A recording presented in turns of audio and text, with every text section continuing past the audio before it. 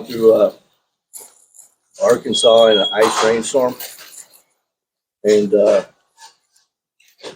I didn't have weight on the trailer, so it was about 30 miles an hour, and I was going over just a little bridge, but it was a hump. And by the time we got to the other side, it just jackknifed and slid. So I just kind of turned into it, and then Welcome to Open Seat at the Table. My hope is that together we can make this the largest dining table in the world. Doesn't matter where you're sitting, on a couch, in your bed, the backseat of a car, or even a real dining table, we can all sit together at Open Seat at the Table. My career path has led so that I sit and eat alone most nights, and I miss talking and having good conversations around the dining table with my friends and family. So to get that back, I've decided to ask random people to sit and enjoy a meal with me, to have a good conversation, and to tell us some of their stories. Everybody has a story somebody needs to hear. If this sounds interesting or exciting, please like, comment, and subscribe so you won't miss a story. On to their stories.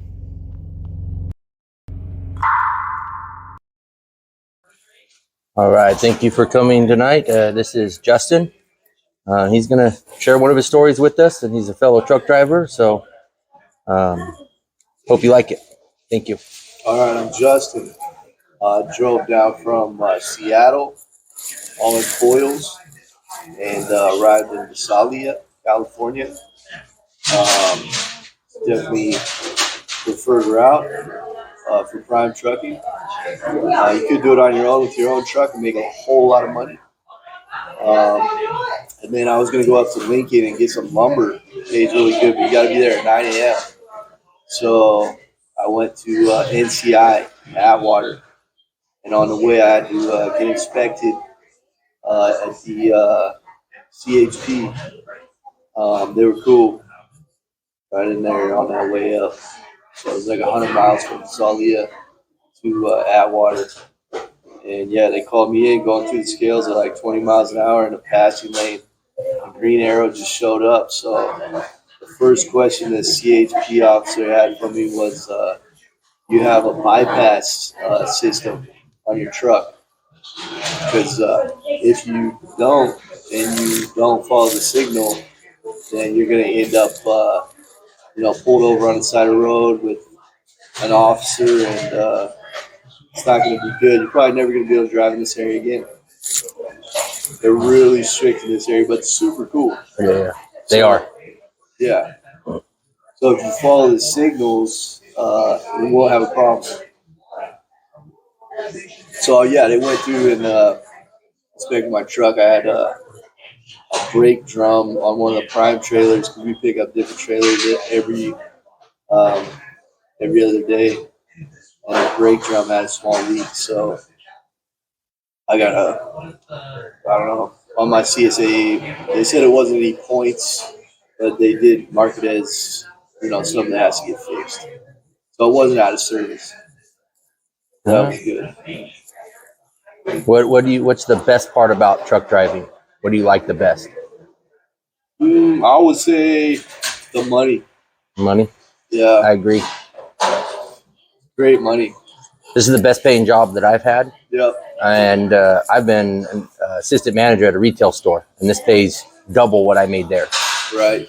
Yeah, I was selling cars, a lot of sales, construction, ironwork, and trucking would definitely be, the preferred job over all those other jobs I had. What's the worst part about trucking? Yeah, hot sauce.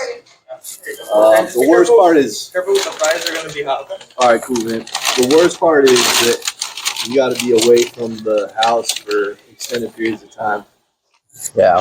But yeah, I got a college degree, a bachelor's degree, and I'd rather be doing this than any technology job. I agree. Because those jobs are all obsolete now. Oh, yeah. What's the farthest you've gone from home? I was going Long Island, New York, to obviously I picked up in Oregon and delivered lumber to Long Island, New York. So is Oregon home? Washington, Seattle, Washington. Okay. Yeah. I like that area. I like driving up in that area. Yeah, Seattle's a cool area. I was over there delivering Charlotte Pipe, 3 stops, Sumner, downtown, and then Everett. What would be a piece of advice that you would give somebody trying to get into the trucking industry? I would say you'd have to start out you'd have to make the decision when you're in your early 20s. Obviously, there's requirements. You have to be at least 21.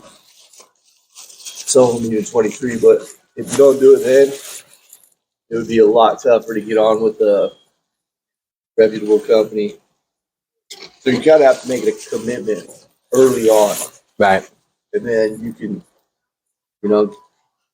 basically you kind of walk a monster at the gas docks, Yeah. because we spend like hundreds of thousands of dollars on gas every year. But you're really not going to be able to get any diesel unless you make an early commitment to, choosing trucking as a profession. About one of the most scariest moments you've had in truck driving. Was one time I was going through Arkansas in an ice rainstorm, and I didn't have weight on the trailer, so it was about 30 miles an hour, and I was going over just a little bridge, but it was a hump. And by the time we got to the other side, it just jackknifed and slid. So I just kind of turned into it, and then it just corrected itself.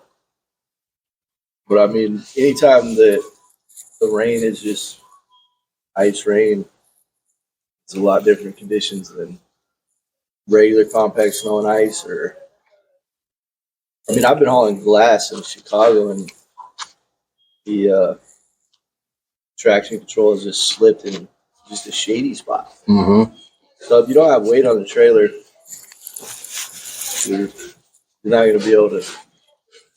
Weight equals traction in trucking. Right. And people need to understand that weight can be advantageous just as much as it can be our friend.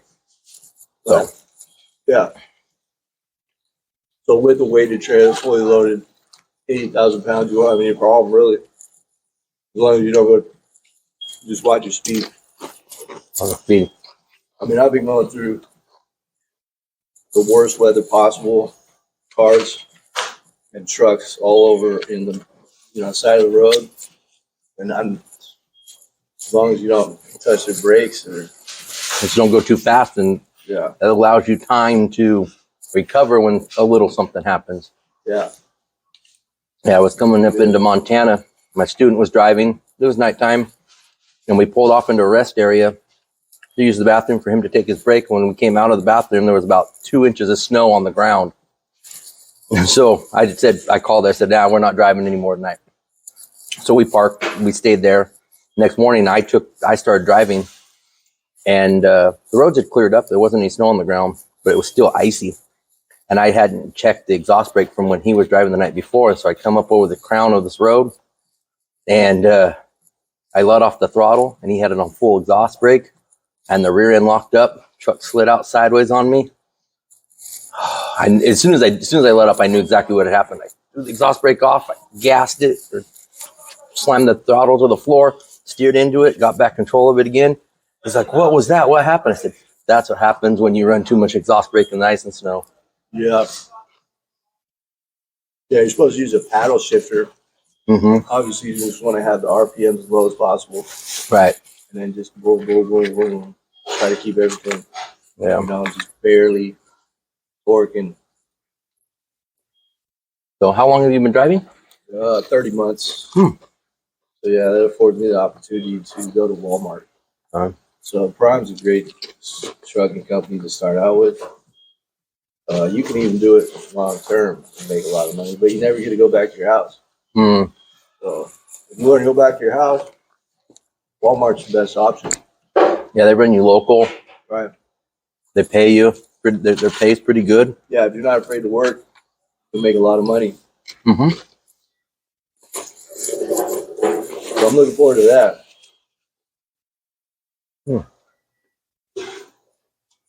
It'll be good. Yeah.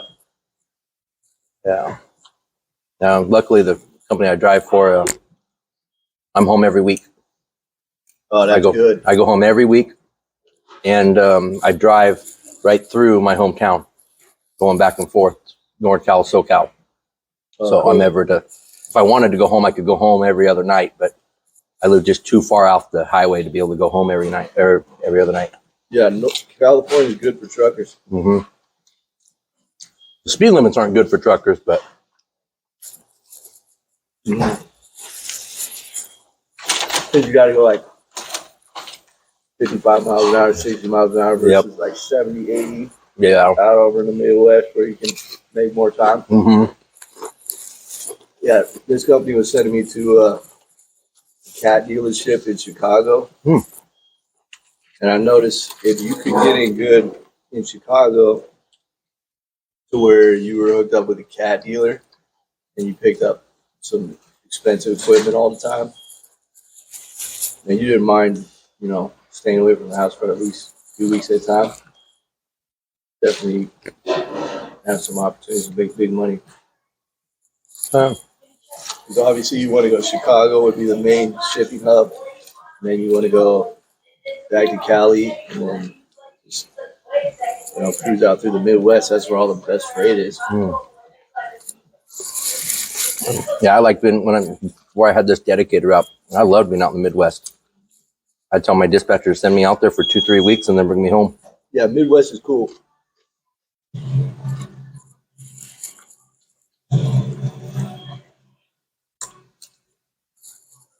Wide open. You can go through 3 states in one day of driving, except for Texas. Yeah, it's always interesting when you stay in the West and you just run Northwest states and Southern West or whatever. And everyone seems like they're on another level compared to when you get over to Texas. I'm not sure if that's just where the new guys are going or what's going on there, but you'll just see trucks just all over, just wrecked. Just freight laying all over the highway. Yeah. And that's always surprising because you don't see that over here. Maybe it is the speed limit in California is what keeps that from happening. Yeah, whatever it is in California, you really don't see anybody that's not having. It's all professional. Everyone will drive together. Mm-hmm. For the most part, you turn your blinker on. People let you over. I mean, other truckers. Mm-hmm. Cars don't always, but the other truckers will. Mm-hmm. Yeah, I was at the 90. That's the drop. And Sully and the truck was like, "Yeah, I'd like to drive with this guy," Mm-hmm. So it's key that everybody is able to drive together professionally. Mm-hmm. There's a lot of older people won't drive in California. Older truckers.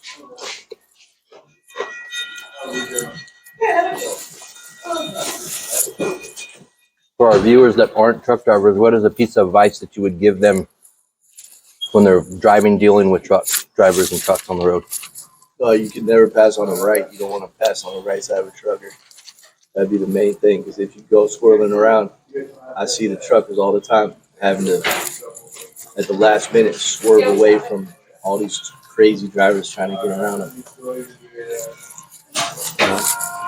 I agree. So it could cause a major problem for no reason at all.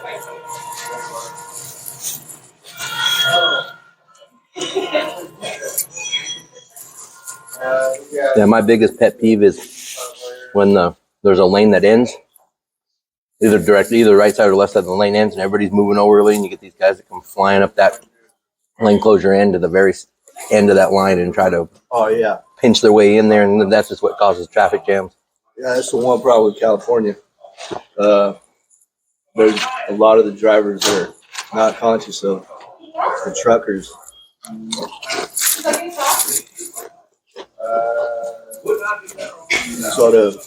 You see a lot of the police, especially on the 99, just chasing those guys down. Yeah. There's not very many of them, but almost every day you'll see at least one just bombing in and out of traffic. And then a few minutes later, here comes CHP behind them. Yep. Yeah, That's good. They're that's usually good. on it.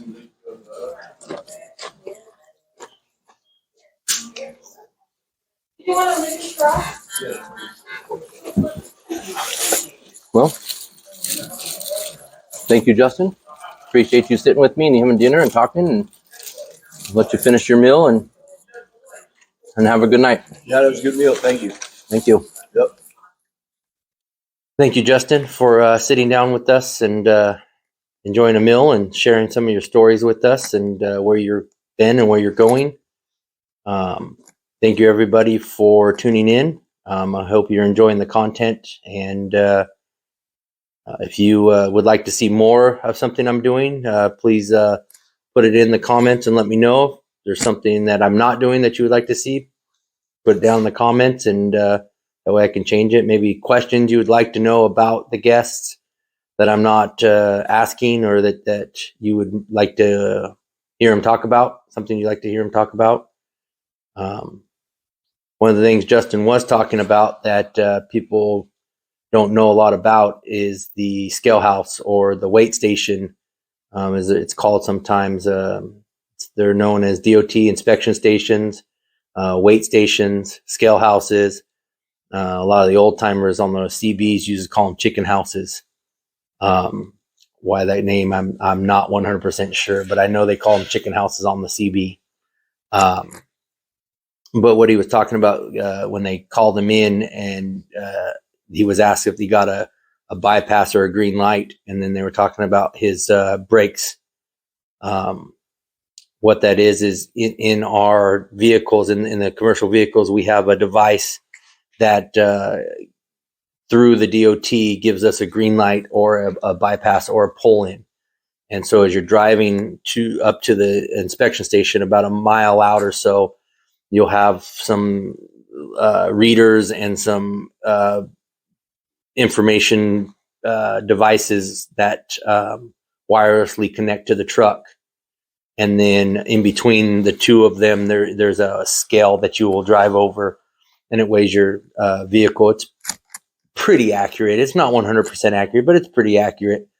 And so what that does is, as you're driving up to it, it reads the device, and that device then wirelessly sends up all the information. It sends all your vehicle information. It sends your driver information, who the driver is, the company information, when the last time that was inspected, the history of the company's inspections pop up, and they can see that. And then you drive across the scale, and the computer generates fairly quickly whether or not the DOT needs you to pull in based on your vehicle weight, and then all that information that it reads from your vehicle, and then sends a signal down on the second one to either pull in or to be able to bypass the weight station. And being able to bypass the weight station saves drivers quite a bit of time, especially in California, where the scale houses run about every 20 miles or so. And so being able to stay at highway speed and continue down the highway saves you time, versus having to pull in, and then they slow you down to about 3 miles an hour. And then they run you through a static scale.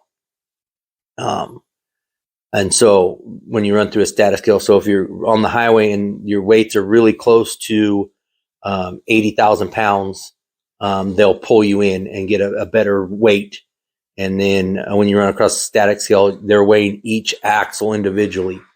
And so what because you could have each axle has its maximum weight, along with the whole vehicle has its maximum weight. And so they'll pull you in and give you a static weight to make sure that you're not overweight.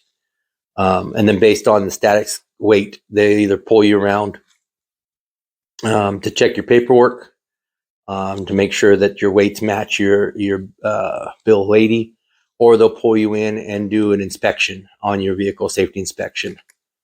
And one of the ways they pull you in is based on your CSA score.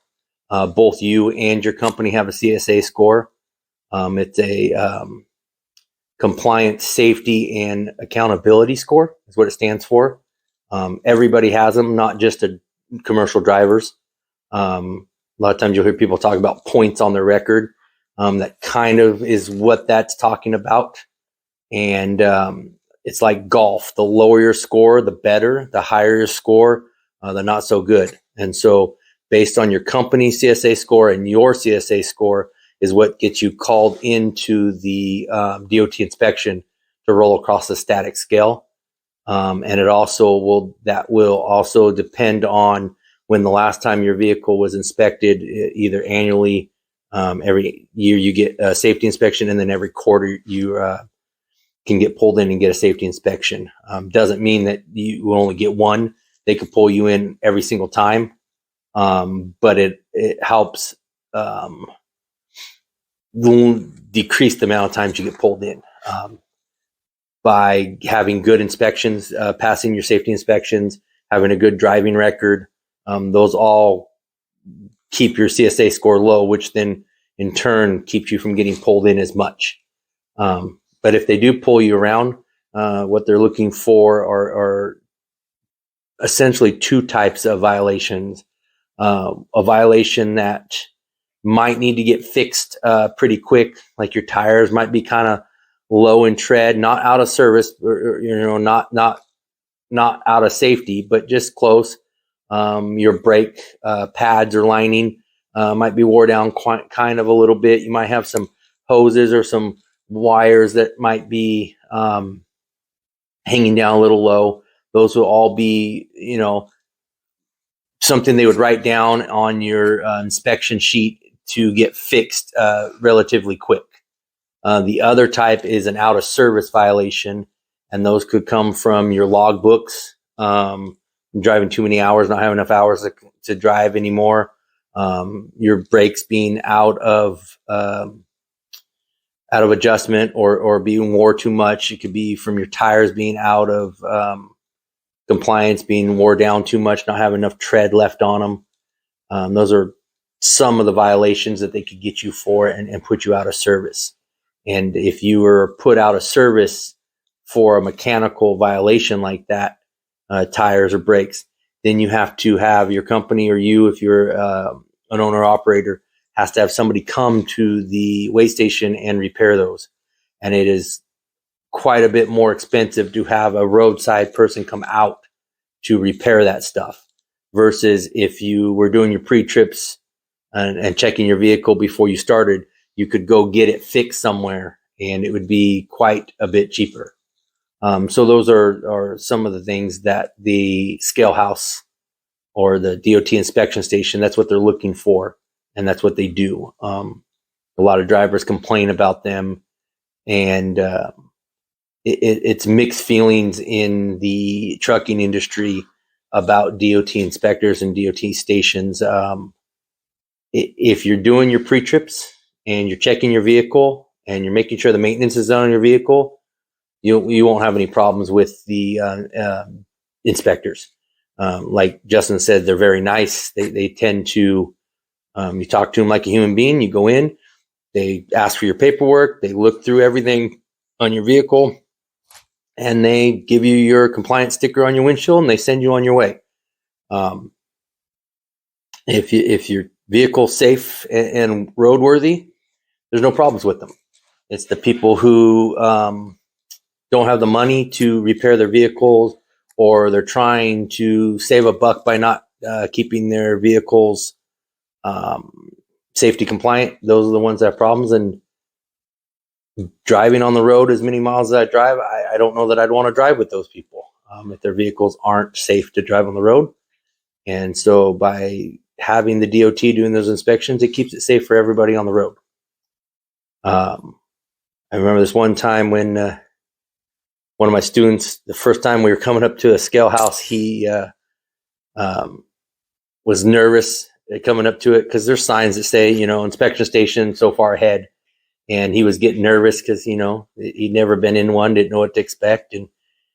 And as we got close to it, we went through the readers and the scale and popped in, and it said bypass the light, and he said, "Oh, so we get to go by?" I said, "Yeah." And he's like, "Are you sure?" And I'm like, "Yeah. It said green. We're sure you can go on by."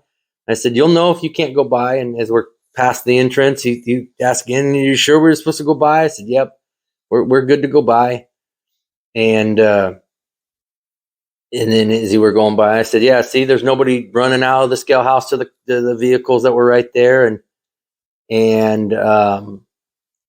he said, "Okay." And he looks. He's like, "All right." And we pass it, and we're coming to where the entrance comes back on the highway from the scale house. And he looks in the mirror again, and he's driving down the road. He's kind of nervous, not sure. And I told him, you would know they'd be chasing after you. You'd see him running out.